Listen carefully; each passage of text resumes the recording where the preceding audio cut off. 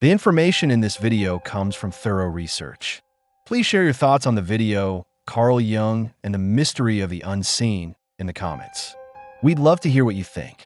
Synchronicity is an ever-present reality for those who have eyes to see. Carl Gustav Jung.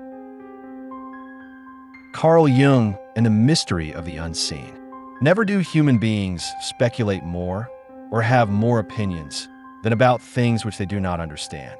This idea captures much of Carl Jung's early experiences. From childhood, Jung was haunted by strange, unexplainable phenomena that left him fearing he was losing his mind. These experiences ignited a lifelong quest to uncover their meaning. In one particularly powerful vision, Jung saw yellow waves, swimming rubble, and the death of countless thousands. 2 weeks later, the vision returned even more vividly, accompanied by an inner voice that said, "Look at it. It is completely real, and it will come to pass." You cannot doubt this. Shortly after, World War I broke out. This confirmed for Jung that he was not suffering from schizophrenia. Rather, he realized these visions came from deep within the collective unconscious, a realm beyond the personal mind that connects all human experience. Jung became deeply curious. How could events with such intense meaning, yet no apparent cause, occur? What did they reveal about the nature of the universe? Scientific logic couldn't account for such profound connections. Even as a youth, Jung encountered events that defied explanation. One summer, while studying, he heard a loud sound like a gunshot.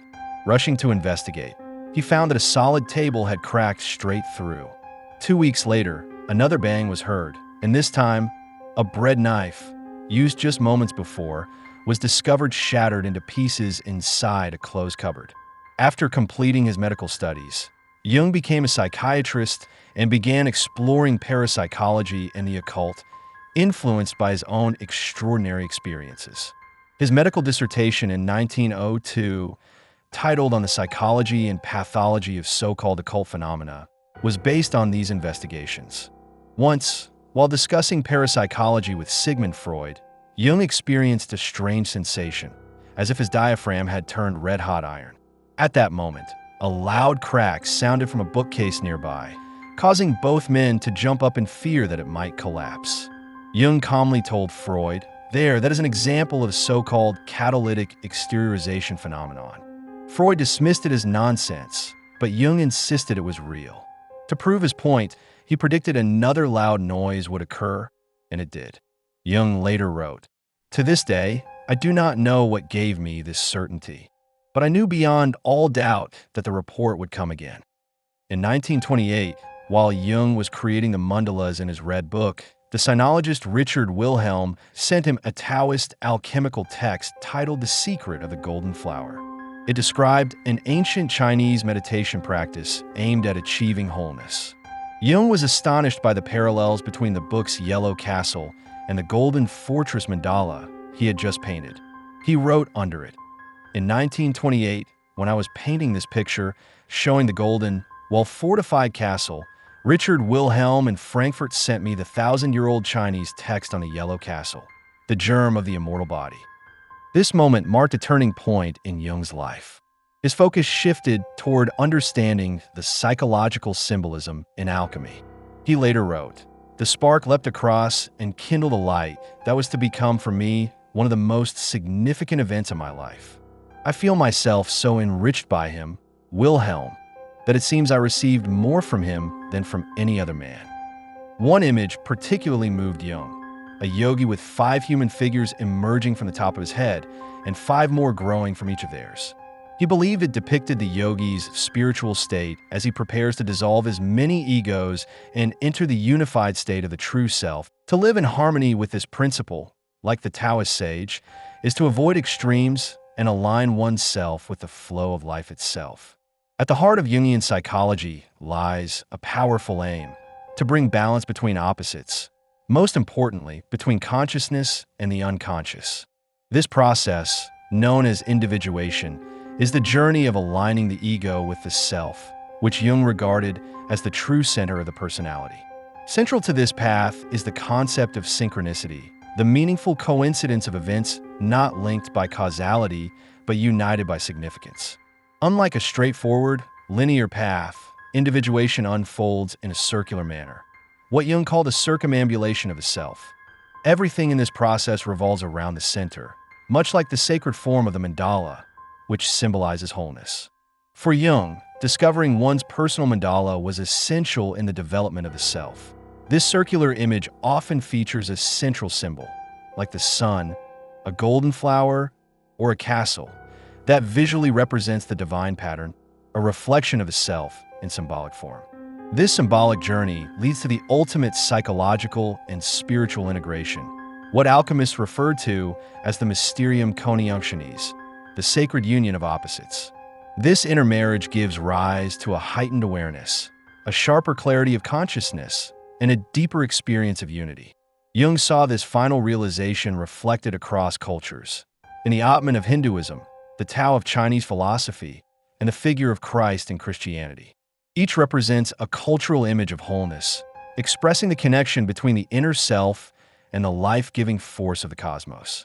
As Jung put it, "It is no longer you who live, it lives you." The ancient Chinese oracle, the I Ching, played a significant role in Jung's development of the idea of synchronicity.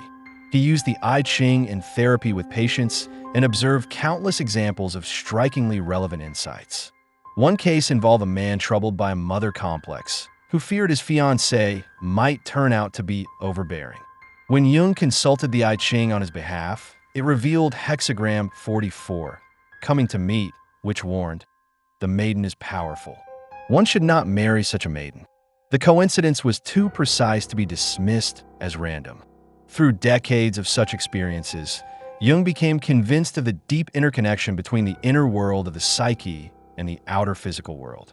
Reflecting on this, he wrote, "For more than 30 years, I have interested myself in this oracle technique or method of exploring the unconscious, for it has seemed to me of uncommon significance. It relates to a certain curious principle that I have termed synchronicity, a concept that formulates a point of view diametrically opposed to that of causality. Since the latter is a merely statistical truth and not absolute, it is a sort of working hypothesis of how events evolve one out of another, whereas synchronicity takes the coincidence of events in space and time as meaning something more than mere chance." Jung's insight suggests that life is not simply a chain of causes, but a mysterious dance of connections, guided by patterns that may not follow logical rules, yet hold profound personal and universal meaning. Causality is how we typically explain the link between two sequential events. One event causes another. For instance, striking a billiard ball with a cue results in the ball moving. It's a simple, linear chain of cause and effect. Synchronicity, however, is something very different. It refers to the meaningful coincidence of internal and external events that are not connected by a causal relationship. The key word here is meaningful. Synchronicity occurs when an inner experience, like a dream, vision, premonition, thought, or emotion, strangely aligns with something in the outer world. It's as if the internal image has come alive in external reality. This overlap between inner and outer worlds infuses life with a deeper sense of meaning. The word synchronicity comes from the Greek root syn, together, and chronos, time, essentially meaning together in time. While the word coincidence simply implies two events occurring simultaneously, synchronicity suggests something more profound. The events are connected not by cause and effect, but by significance. Jung wrestled with this mystery for many years. While researching the collective unconscious, he repeatedly encountered experiences that defied statistical probability, events so perfectly timed and meaningful that they shattered the logic of chance. Although we are used to thinking in terms of causality, Jung argued that not all events must be causally linked to be real or impactful. The challenge is that we cannot easily conceive of events connected non-causally, but that doesn't mean they don't exist. One of the most fascinating collaborations in Jung's life was with Wolfgang Pauli, a Nobel Prize-winning physicist. Pauli, who had complex and symbolic dreams, came to Jung for therapy. Their relationship later evolved into a long and rich correspondence, documented in the book Atom and Archetype. Their dialogue bridged the worlds of psychology and quantum physics. Together, Jung and Pauli explored the idea of synchronicity as an acausal principle, something that transcends the constraints of space, time, and causality. After nearly 2 decades of discussion, they published their groundbreaking and controversial ideas in 1952 in the joint volume The Interpretation of Nature and the Psyche. Jung's section was later republished as Synchronicity, an acausal connecting principle, now part of Volume 8 of his collected works. Reflecting on these phenomena, Jung wrote, "As a psychiatrist and psychotherapist, I have often come up against the phenomena in question and could convince myself how much these inner experiences meant to my patients. In most cases, they were things which people do not talk about for fear of exposing themselves to thoughtless ridicule. I was amazed to see how many people have had experiences of this kind and how carefully the secret was guarded." Though Jung lacked the tools to test synchronicity through controlled scientific experiments, his clinical observations, and the striking personal stories shared with him convinced him that synchronicity was a vital aspect of human experience. It remains one of his most intriguing and influential contributions to psychology, inviting us to consider that the universe may be woven together by more than just causality, perhaps by meaning itself. The extrasensory perception experiments of J. Berine, the founder of parapsychology, provide compelling evidence for acausal connections between events. These experiments go beyond what can be explained by mere chance. In one such study, involving a set of 25 cards bearing 5 different symbols, the subject was separated by a screen from the experimenter and asked to guess the cards 800 times. Statistically, the expected average was 5 correct guesses per 25 cards. Yet one young man consistently scored 10 correct and, on one occasion, astonishingly guessed all 25 cards. The probability of this occurring by chance? About 1 in 298 quadrillion. Jung didn't seek to fully explain these complex phenomena, but rather to illuminate an obscure but philosophically vital area. His curiosity was not just scientific, it was deeply human. His goal was to explore the human soul and its interaction with reality in ways that extend beyond logic and materialism. To understand synchronicity, Jung turned to his concept of the archetype, deep, universal patterns of instinct and behavior embedded in the collective unconscious. Archetypes form the structural framework of this unconscious layer shared by all people, containing the primordial images of life itself. They shape our psychic material and influence the outer world by creating meaningful patterns, even when there's no causal link. Because archetypes cannot be directly perceived, Jung called them psychoid, meaning soul-like.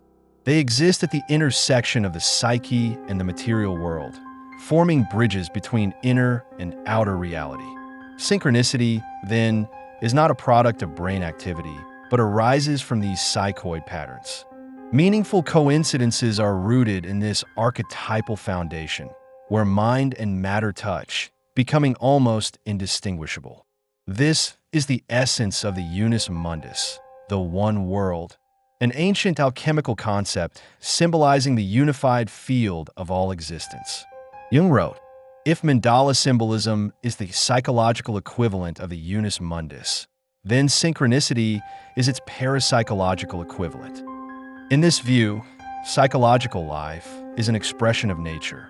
It suggests that there may be a kind of knowledge that precedes consciousness, a mysterious awareness of events that cannot yet be known through reason or the senses. This understanding also shifts the therapeutic process. Seeing analyst and patient as entirely separate entities is a limitation. Instead, it is the shared field between them, rising from the psychoid realm, that enables transformation. It's within this charged space that synchronistic events often emerge, linking unconscious elements in profound and healing ways. At its core, the psyche is not isolated, but part of a unified experiential reality. The self, in its fullness, is the pleroma, the timeless space where past, present, and future coexist. This is where the magic of synchronicity unfolds, where what will happen has, in some sense, already happened. Jung shares a striking anecdote about the 19th century French poet Émile Deschamps. As a young man, he was offered a piece of plum pudding by a man named Monsieur de Forquebus. 10 years later, Deschamps encountered another plum pudding in a Paris restaurant and requested a piece, only to be told it had already been ordered by de Forquebus himself. Years later, Deschamps was again served plum pudding as a rare delicacy. As he joked that all that was missing was Monsieur de Forquebus, the door opened, and an elderly, confused man wandered in. It was de Forquebus who had stumbled upon the gathering by mistake. Jung himself recounts a personal synchronistic episode. On April 1st, 1949, I made a note in the morning about an image of a half-man, half-fish figure. At lunch, we had fish. Someone brought up the custom of playing an April fish joke. That afternoon, a former patient I hadn't seen in months showed me drawings of fish. In the evening, someone else showed me an embroidery featuring sea monsters and fish. The next morning, a woman I hadn't seen in 10 years visited. She had dreamt of a large fish the night before. Such stories defy probability, challenge causality, and open the door to a deeper understanding of the soul's connection to the cosmos. Synchronicity, in Jung's view, is not just a mysterious curiosity. It is a guiding thread in the fabric of meaningful human experience.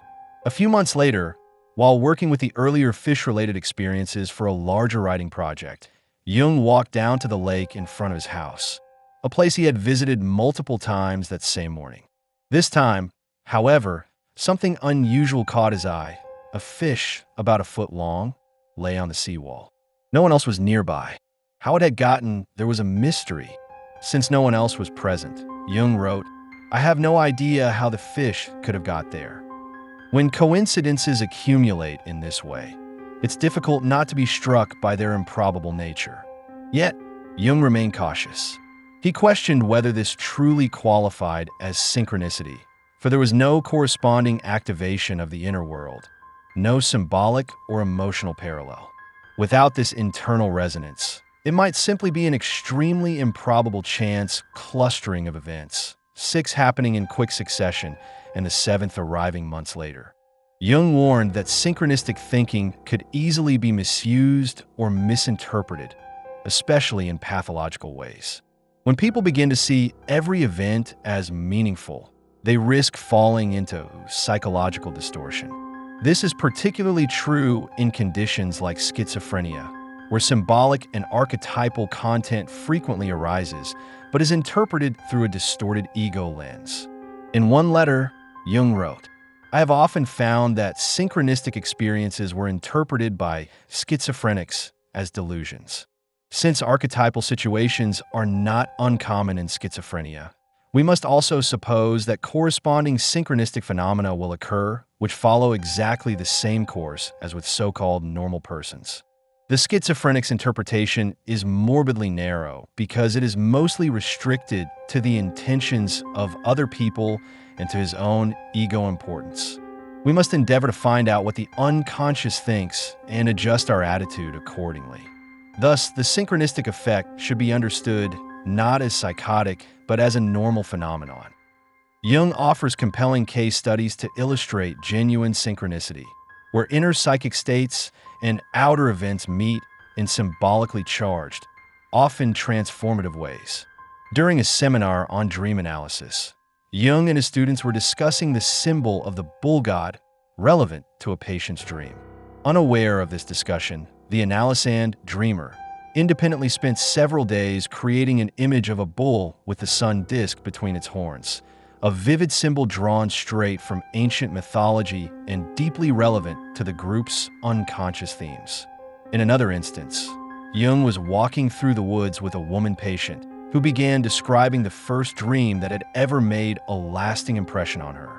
She had dreamt of a spectral fox descending the stairs in her childhood home. As she spoke, a real fox emerged from the trees, not 40 yards away, and calmly walked the path in front of them for several minutes. The animal behaved, Jung observed, as if it were a partner in the human situation. To Jung, the fox symbolized instinctive cleverness, an unconscious prompt for the woman to let go of her doubts and trust her inner wisdom. Another striking story concerns a student whose father had promised him a trip to Spain if he passed his final exams. Before the results, the student had a vivid dream. He was walking through a Spanish city, approached a Gothic cathedral in a plaza, then turned right and saw an elegant carriage drawn by two cream-color horses. Later, having passed his exams, he traveled to Spain and stumbled into the exact scene from his dream. The square, the cathedral, the right-hand turn, and then, exactly as in the dream, the carriage with the two cream-color horses. Such dreams aren't mere coincidences. To Jung, they represent a kind of foreknowledge, a psychic anticipation of reality. This phenomenon challenges the laws of probability, because the coincidence is known in advance. Jung also recounts an event charged with emotional weight. One of his former patients had fallen into a deep depression, unable to bear the emotional burden placed on him by his domineering wife. Though Jung had invited him to return for help, the man never replied, likely due to his wife's influence. One night, after returning to his hotel following a lecture, Jung had just drifted off to sleep when he awoke with a start. I had the feeling that someone had entered the room. I even had the impression that the door had been hastily opened. I instantly turned on the light, but there was nothing. He checked the corridor, but it was completely still. Odd, he thought. Someone did come into the room. Moments like this, when the psyche reaches out, when something intangible yet undeniable occurs, are what makes synchronicity so deeply compelling to Jung. They hint at a realm where time, space, and psyche overlap, where the soul and the cosmos move together in mysterious unity. Then I tried to recall exactly what had happened, and it occurred to me that I had been awakened by a feeling of dull pain, as though something had struck my forehead and then the back of my skull. The following day, I received a telegram. The patient had committed suicide. He had shot himself. Later, I learned that the bullet had come to rest in the back wall of his skull. This synchronicity unfolded in the presence of an archetypal situation, death. Jung had perceived something atemporal and spatial, a psychic impression of an event unfolding elsewhere. In this case, the unconscious seemed to possess knowledge of his patient's condition, as if time and space had been bypassed. Perhaps Jung's most well-known example of synchronicity is the story of the scarab, an ancient Egyptian symbol of rebirth and transformation. Jung had been treating a young woman who was intensely rational and deeply resistant to anything unconscious or symbolic. She was, in his words, psychologically inaccessible. At a critical moment, Jung wrote, "She told me of a dream in which she was given a golden scarab." As she was describing the dream, Jung sat with his back to the closed window. Suddenly, he heard a gentle tapping. He turned around to see a flying insect knocking against the glass. Opening the window, he caught it mid-flight. In his hand was the nearest thing to a golden scarab one might find in Europe, a rose-chafer beetle, Cetonia aurata, a scarab-like creature with a metallic golden-green shell. Contrary to its usual habits, he noted, it had felt an urge to enter a dark room at precisely that moment. Jung handed it to her and said, "Here is your scarab." The moment pierced through her rigid intellect. It was a breakthrough, allowing her to feel, to trust, and to begin transforming. Her ego defenses cracked, and in their place emerged a self willing to listen to the deeper truths within. The symbolic reality had entered the room, literally and metaphorically. Jung saw such moments not as rare curiosities, but as part of a wider pattern, a hidden weave of meaningful coincidences that accompany the soul's individuation. These events may seem random, but to those who learn to attend to them, they reveal connections between inner and outer, mind and matter, dream and waking life. Synchronicities accompany the crucial phases of the process of individuation, Jung wrote. But too often they pass unnoticed because the individual has not learned to watch for them. To truly see synchronicity, one must allow time for the symbolic to unfold, to resonate inwardly, to live within you. It is not about forcing meaning into every moment, but about listening when meaning offers itself freely. In 1961, just before his death, Jung completed his final work, his chapter in Man and His Symbols, titled Approaching the Unconscious. The idea had come to him in a dream, urging him to make his ideas accessible to the general public. 3 days before he died, he had a series of dreams, his last. In one, he stood high up in the mountains near a great sunlit boulder. Carved into the stone were the words, "Take this as a symbol of the wholeness you have achieved and the singleness you have become." In another dream, he saw a square and trees growing within it, their roots intertwined with gold, the alchemical symbol of wholeness and resolution. The collective unconscious, it seemed, had given its final benediction. You have earned the freedom to move on. You have done your work, and it will grow. At nearly the same time, far away on a ship from Africa to Europe, his close friend Lawrence van der Post dreamed of Jung waving goodbye. A few hours later, nature added her voice. A thunderstorm swept over Jung's home, and lightning struck and shattered one of his favorite trees, the one where he often sat and contemplated life. Years later, van der Post returned to Jung's house while filming a documentary. When he reached the moment in his narration where he described the lightning destroying the tree, a storm began to gather. And once again, lightning struck the garden. Synchronicity is an ever-present reality for those who have eyes to see. Thank you for joining me on this journey. If you have any experiences related to this topic, be sure to share them with us. Until the next episode, be mindful of the energies around you